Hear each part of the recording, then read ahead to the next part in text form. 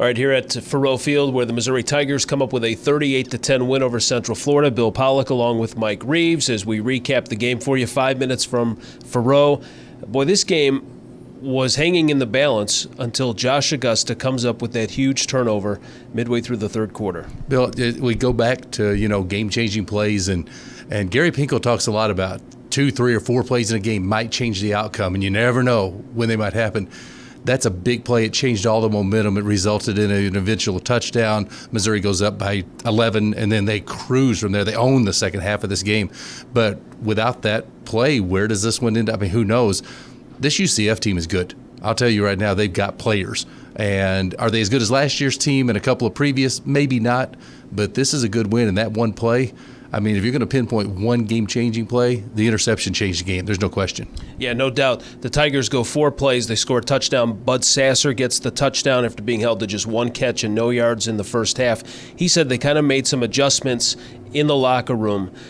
They come out and get that touchdown. What did you see from this team in the first half, though? Because it just looked like they were kind of moving in slow motion. And I think what part of the problem was they just had a hard time ever getting the ball. Because when they did get the ball the first time, they went a short field to score. That's not a long possession. The second possession, you end up with a turnover, and UCF was doing a great job of controlling clock in that first half.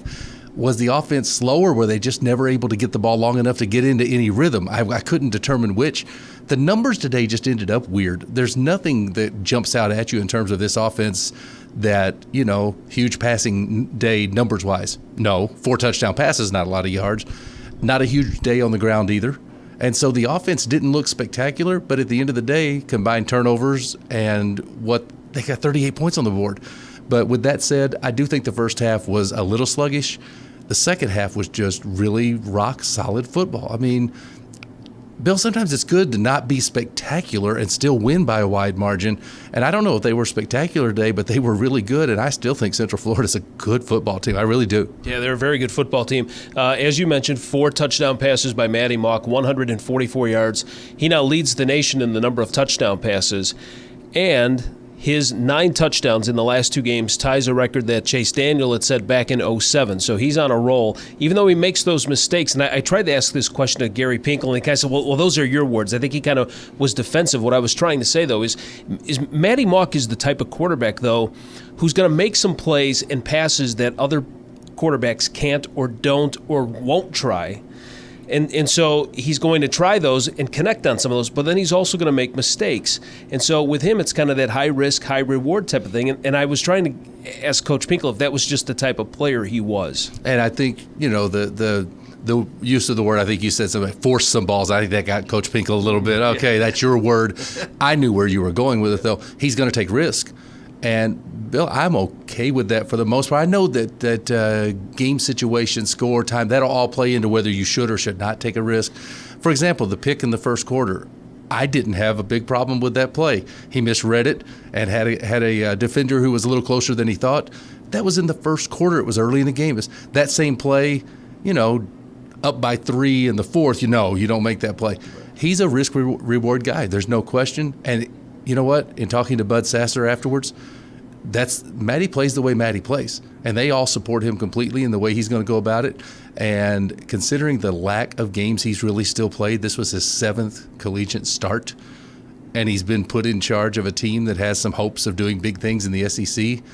I don't know how you could be anything other than pleased with him. I mean, it's our job at times to pick at every little thing, but his positives far outweigh his negatives, in my opinion. And if he's going to make an occasional mistake trying to be aggressive, I'm going to live with that and be perfectly okay with it. One more dress rehearsal before SEC play at South Carolina, and that's against Indiana, who looked a little shaky, to say the least. That's a tough loss for them. They ended up losing to Bowling Green on the road. And I know it's on the road, but, Bill, if you're, Indiana in the Big Ten, you don't go to Bowling Green and get beat. That's tough for them. They gave up 395 passing yards.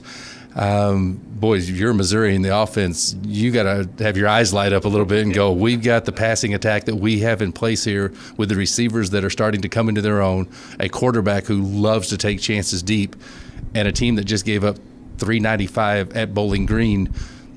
You've got to like where this game lays out this coming Saturday, but I will also tell you that all these players are very well versed by their coach and their coaching staff. nobody. You don't look past anybody on any given day. We better play the way we're supposed to.